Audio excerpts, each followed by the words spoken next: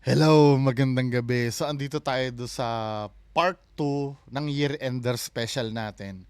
Yung top 25 na scariest videos of the year daw ni Nooks Top 5. Marami din kasi naman nagre-request na international naman daw, 'di ba?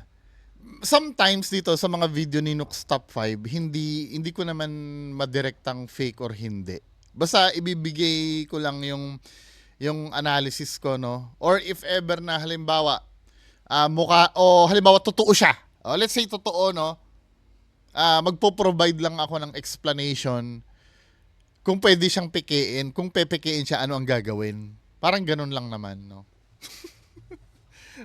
Kaya para walang ma-offend. Kasi every time na may na-offend eh. So pagpatuloy na natin to mga men, ano. Ito yung scariest video of the year daw. So let's begin. Continuation ito nung unang natin. Play natin mga kababayan ko. Ride of a lifetime. Gustavo Alcaraz from Mazatlan, Mexico is celebrating his 10th birthday with his family in a small amusement park. After gathering his courage, the young boy goes on a roller coaster for the very first time. A total of 8 people get on the roller coaster, all Gustavo's family. His proud mother sits in the front and records the video of Gustavo's first roller coaster ride. But her camera catches something that Gustavo and his family simply can't explain. Something truly chilling.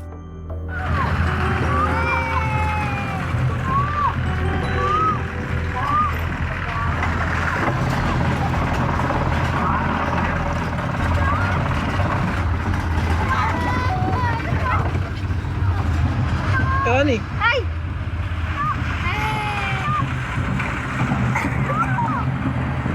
¡Ay, mamá, me da miedo! ¡Ay! ¡Ay! ¡Ay, me da miedo!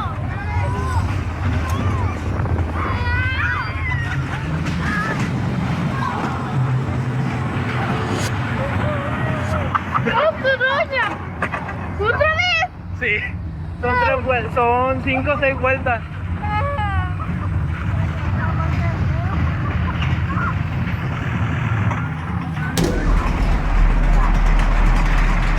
¡Está bien recio! Abajo no, abajo, en la parte de abajo no.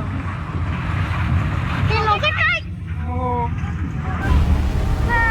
la pista. ¡Ay! ¡Ay!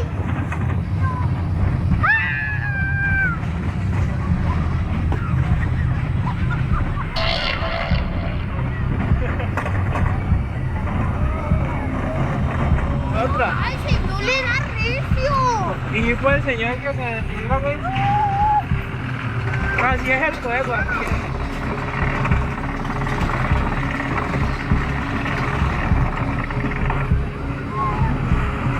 ¿Vieron un brincolín? ¿Cuál?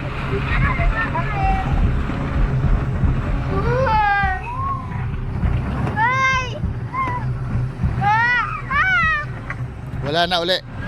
¡Ay, aquí donde va! ¡Me da miedo!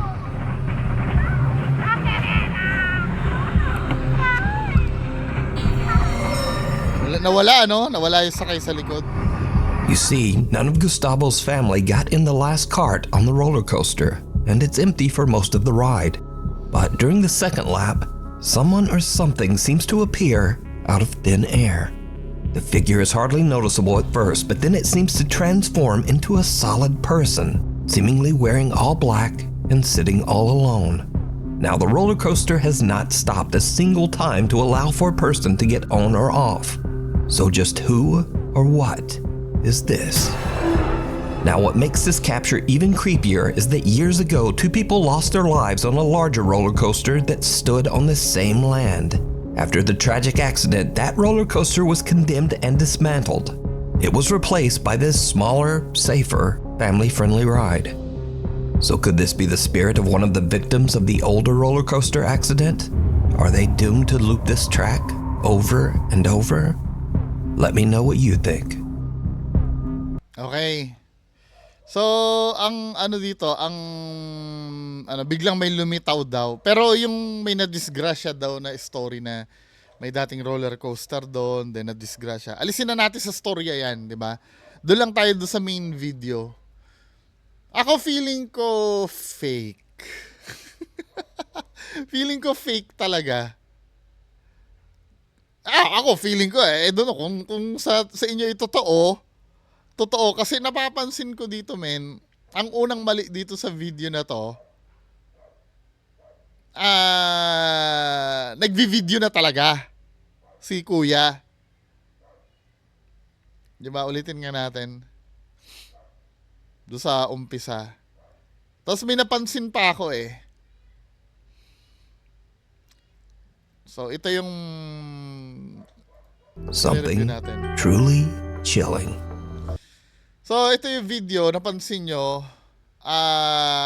Una pa lang, hindi, pwede naman siguro. Kasi medyo inaano ko binibigyan ko ng gravity yung pagvi-video niya Parang kaduda-duda. Siguro video mo ay, siguro 30 minutes lang, 30 seconds. Sorry, 30 minutes. Okay na yun, video 30 seconds. Then the rest, i-enjoy mo na yung ride. 'Di ba? I don't know kung ganun ba kayo. Kasi pag may mga event na ganyan, let's say, i-enjoy mo yan. Pagka inuuna mong mag-video, hindi ka talaga mag-enjoy niya. Parang concert, 'di ba? Nung nanood ako ng concert ng Linkin Park, yung 2004. Actually, kuya ko yun Baby pa ako. 'Di ba? Noong 2004, 'di ba mga cellphone noon yung mga 6600, mga Nokia, 'di ba?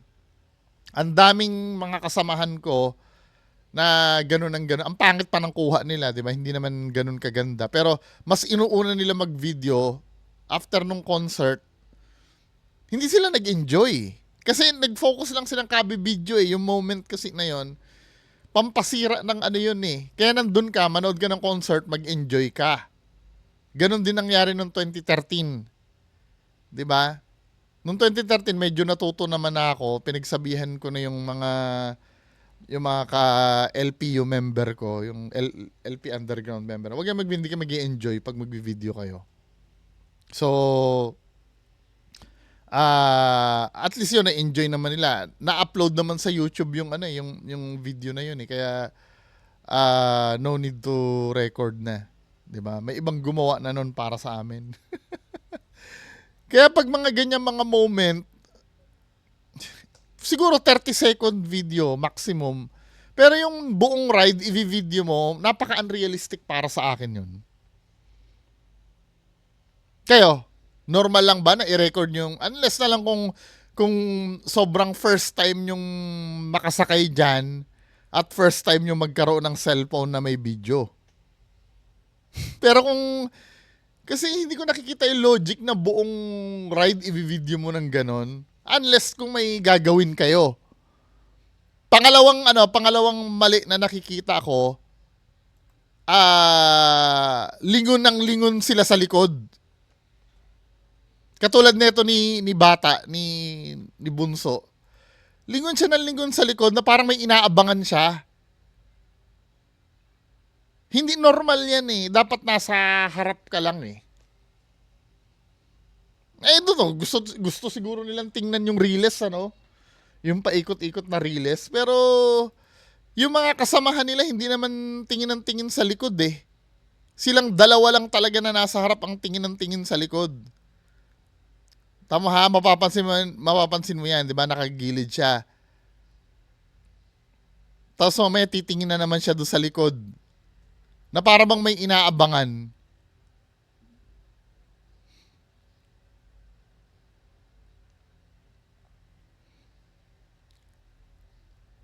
Titingin na naman si Bunso doon sa likod. Di ba? Minsan nga itong lalaki din tingin ng tingin din sa likod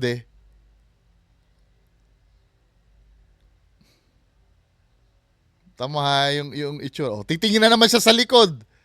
'Di ba? Doon sa left side, maiintindihan ko yung kung titingin siya sa left side, siguro tinitingnan niya yung reels. O ngayon, ang tanong, saan nanggaling yung ano? Saan nanggaling yung, di ba dito wala?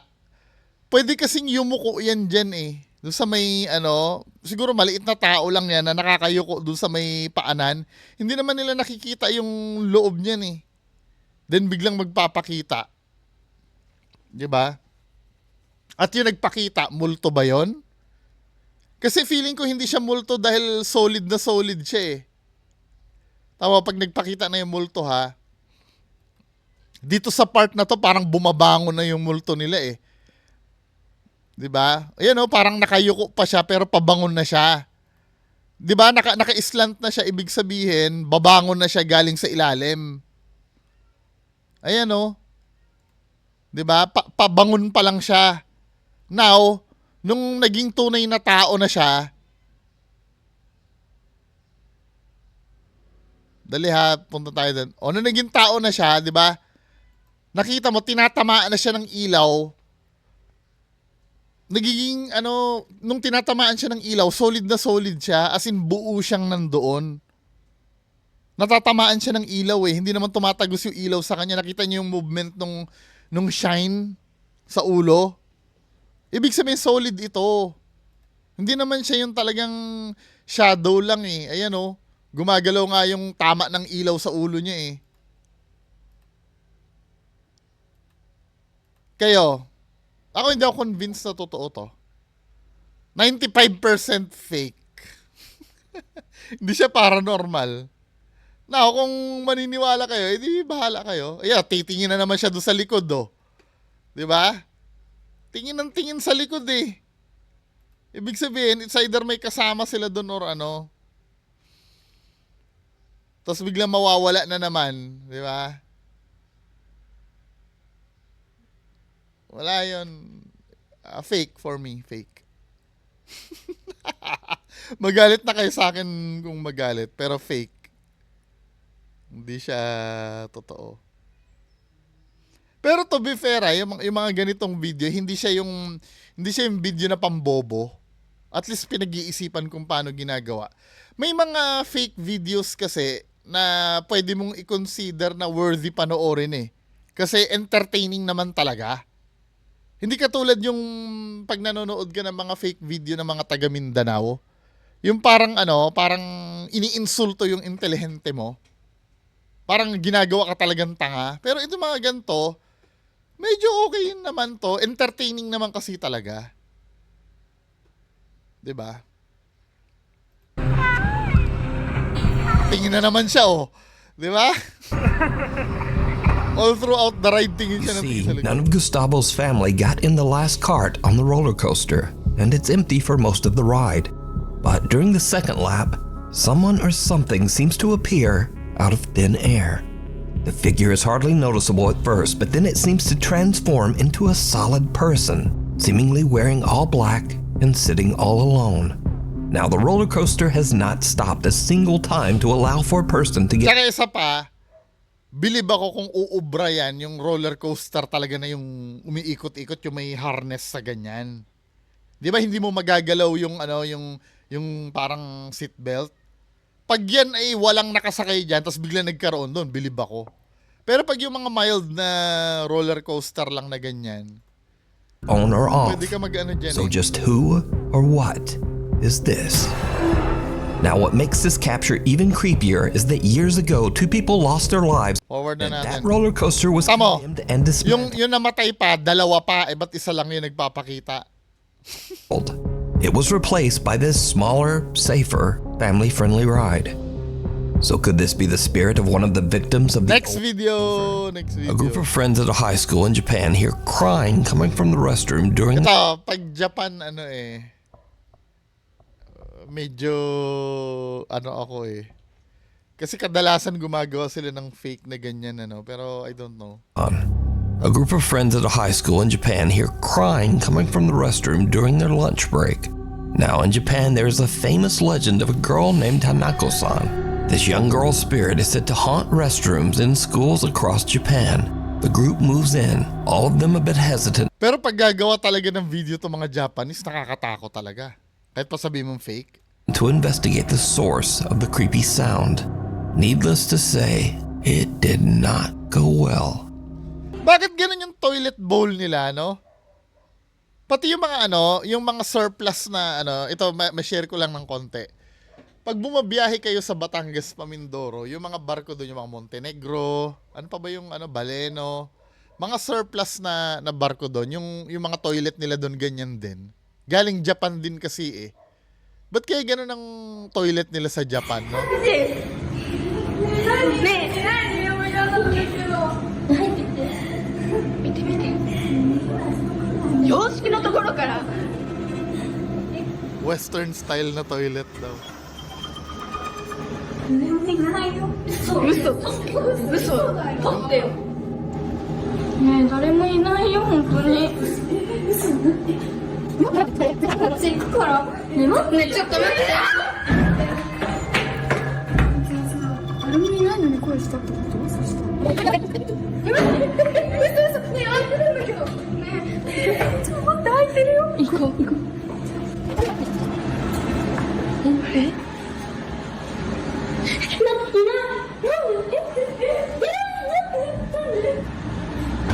Ay, putang ina! The girls were just about to leave until they suddenly hear a loud bang. Diyan magagaling to mga taong taga-Japan eh, yung mga biglang gugulatin ka. And go back for a look. The horrifying, distorted face of a young girl can be seen inside one of the restroom stalls. The group runs in fear, and the video cuts. Now, unfortunately, there. Feeling ko hindi siya totoo. Pero nakakatakot. Magagaling gumawa ng video yung mga yan eh. Yung mga ghost video na yan. Pero hindi siya totoo. There's no source to be found for this video. It appeared on the internet as mysteriously as the Japanese legend. So did the girls capture evidence of Hanako-san? Or is it all just an elaborate hoax? Nakakagulat siya pero hindi siya totoo. Kasi yung mga cut kasi niya, tinatago sa mga mabilis na ganun eh. Na yung mabilis na na galawan. Halimbawa ganyan Ne, 誰もいないよ、本当に。 Tapos biglang 待って、こっち行くから。ね、待って、ちょっと待って。 diba? Yung mga ganun-ganon, dun tinatago yung cut nun minsan eh.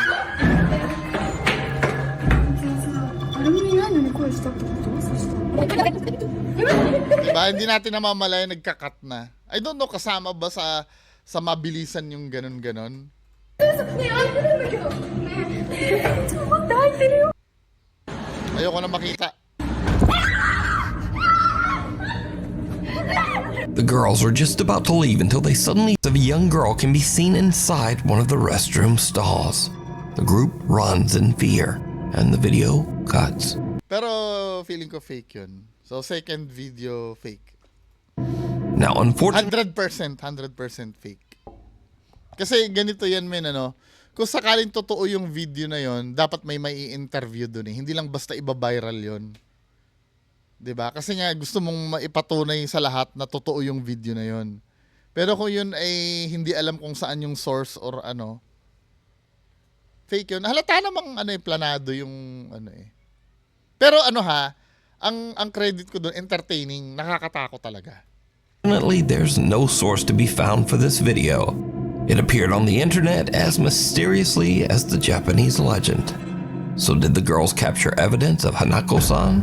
Or is it all just an elaborate hoax? Baka nga mamaya, yan eh, school project yan eh.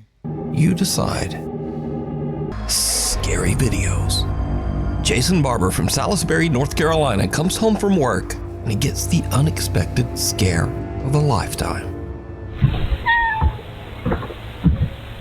May pusa. Nakakatakot naman talaga yan. May ahas. Ato, hindi to fake. 'Di ba? Or kung magiging fake, prank. Sino naman na magpa-prank ng ganyan, men? Feeling ko totoo naman to.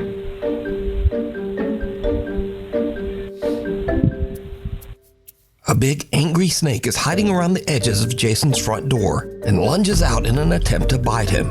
Luckily for Delikado Jason, yun. the bite was a miss, and the snake is actually a non-poisonous black rat snake. Non-poisonous naman pala. Okay But lang. something to be learned from this. If you walk up and your cat is just staring at the door and meowing for no reason, maybe take a closer look before you just head Paano kasi naman, itim naman kasi talaga ito. Lalo na siguro kung, alam niyo mga kababayan ko, hindi ko alam kung may diferensya na ba ako sa mata. Alam mo, nakakabasa naman ako. Katulad nito, no, papakita ko sa inyo yung, dito tayo sa ano, ilalagay ko yung mismong screen ko dito, yung OBS. 'Di ba? Makikita nyo dito, nakikita niya yung audio mixer na yan. Sa unang silip ko diyan, blurred yan, yung mga letter na yan. Pero after 5 seconds, lilinaw yan. Yung mga yan. Yung parang ano, parang delayed, ano yung ano ko delayed. Yung pag autofocus ng lens ng mata ko parang delayed May diferensya na ba ako sa mata nun?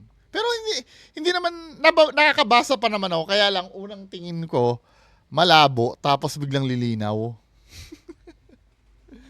Anyway, yun lang naman. Hindi, kahit ako din, kung naka-experience ako ng ganyan, hindi ko rin talaga machi-check na agad yun. Lalo na kung sanay naman akong pumapasok ng bahay na ayos naman, di ba? in. Mahirap diyan kung cobra yan, di ba? In another clip, a man and woman have a similar scary encounter.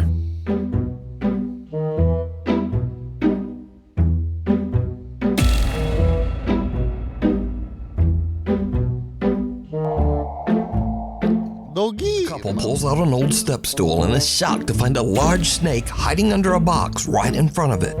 They make a run for it with their puppy following close behind. But the puppy is not gonna let the snake have his toy.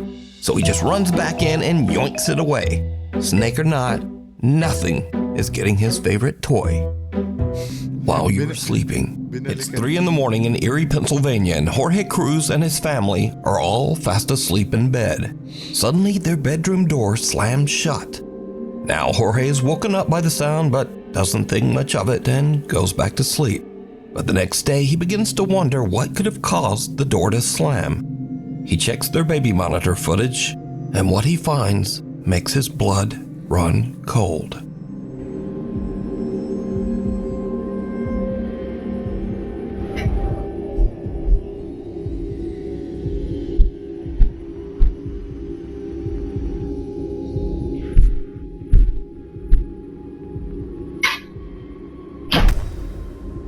Uy!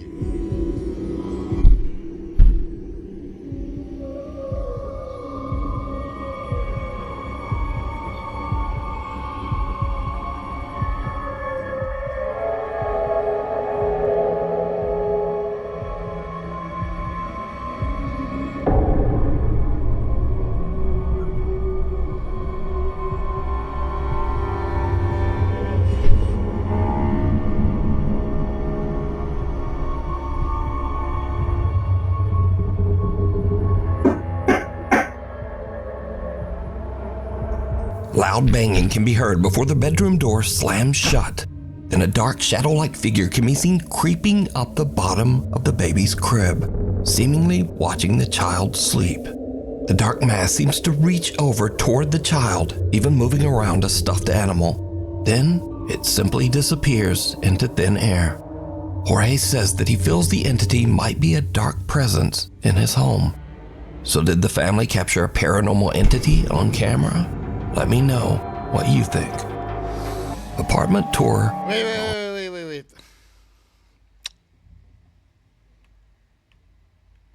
Parang ano ako dito, hati ako dito, men. Masyado siyang,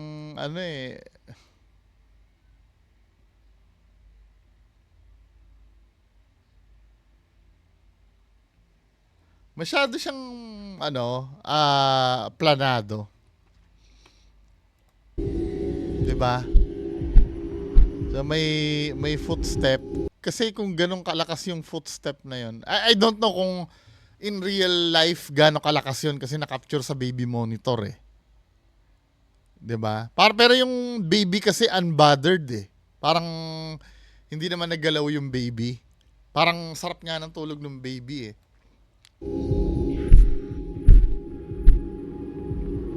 Tsaka bakit sa ibang bansa sanay kayong iniiwanan yung baby? Dito sa atin hangga't maaari bantay sarado ang baby eh. Ina-expect ko nga dapat magigising yung baby pag nag-Islam yung ano.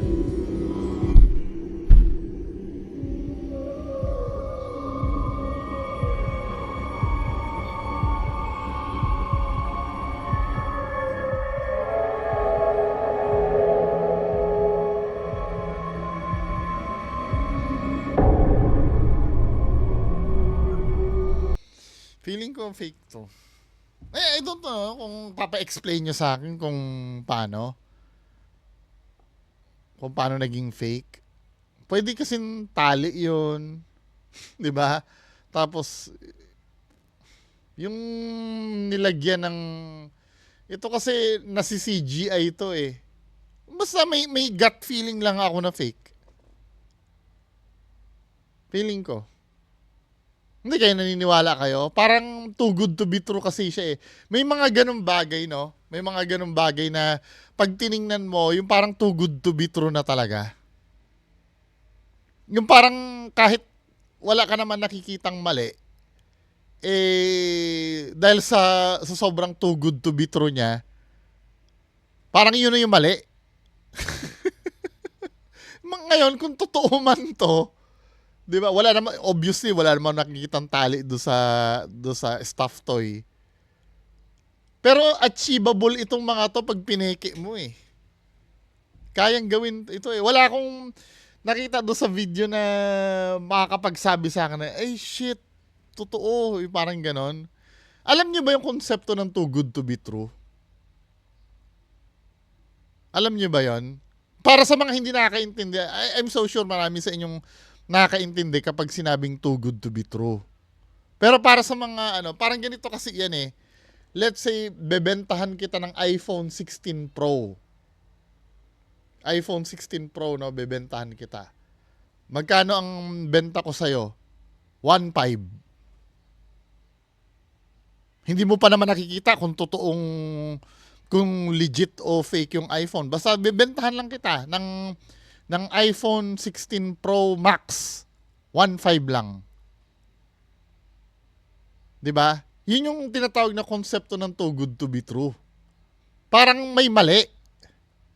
Kahit hindi mo pa nakikita yung iPhone kung legit o hindi, mag-iisip ka na agad na malamang fake ang binibenta nito ni Bungo na iPhone.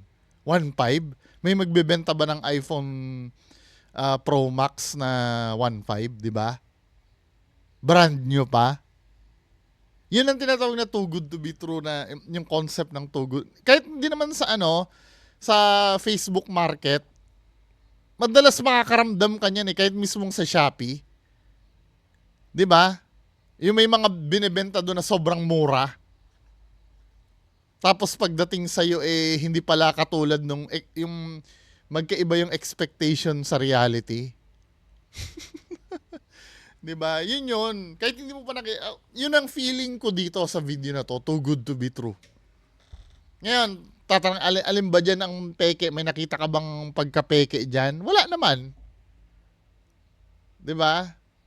Wala naman. Pero natakot? Hindi ako natakot. Kasi too good to be true eh. Now, ang tanong, sige, kung pepekein yan, paano mo pepekein yan? Yung ipintuan kasi, hindi naman natin nakikita yung taas na bahagi ng pintuan eh. Tapos yung stop toy, kaduda-duda na yung position niya dito. Bago pa man siya gumalaw. Parang yung stop toy, dapat tabi ng baby yan eh. Tabi dapat siya ng baby eh. 'Di ba?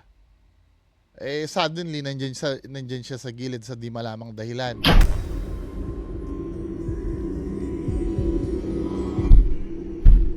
Pwede kasing may tali yan banda dito na naka-conceal lang. Tapos itong itong dark mist na to, pwedeng gawin yan sa sa editing software eh. ita-timing mo lang dito sa ano. Ayan o, yung ano niya. Ito, medyo bilib pa ako nito kung itong stop toy na to ay lumutang at dinala doon. Pero yung mga hinila na ganyan, yung para siyang hinila. 'Di ba? Unrealistic siya.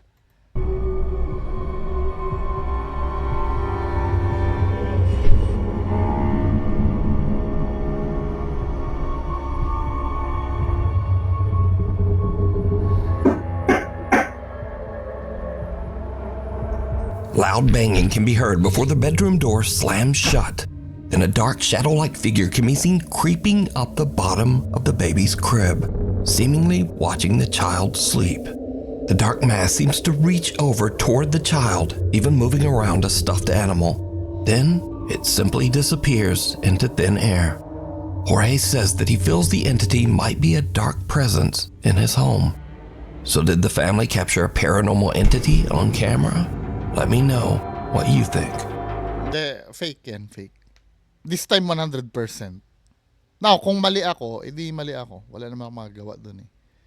Wala akong gustong iiwan na ano, na ilang percent na ito totoo. 100%. Apartment tour Last video na to last video. Part 3 naman bukas. gone wrong. A realtor from Ladson, South Carolina is giving a tour of a brand new luxury apartment to an interested couple. Then it goes terribly wrong. It helps sometimes. So this is the oval. Yeah, that would help me actually. Mga real estate agent.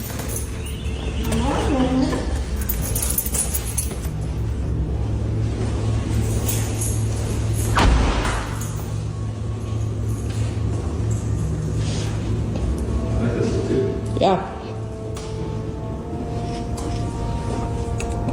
Is that closet? That's washer dryer hookups. Yeah. Cool. Oh, sorry, I kicked you.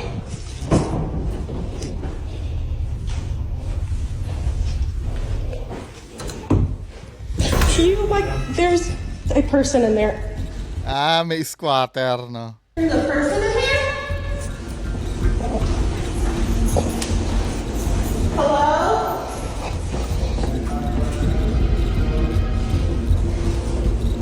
May nakahiga.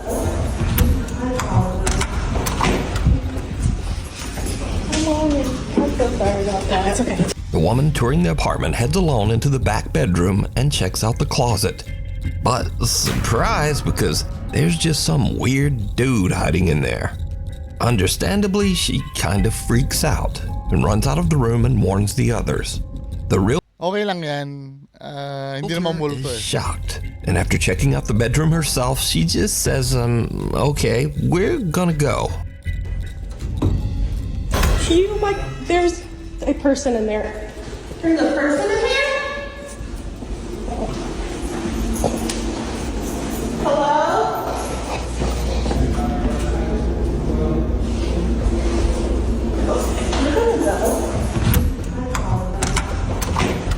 Now, Benta na sana eh, no?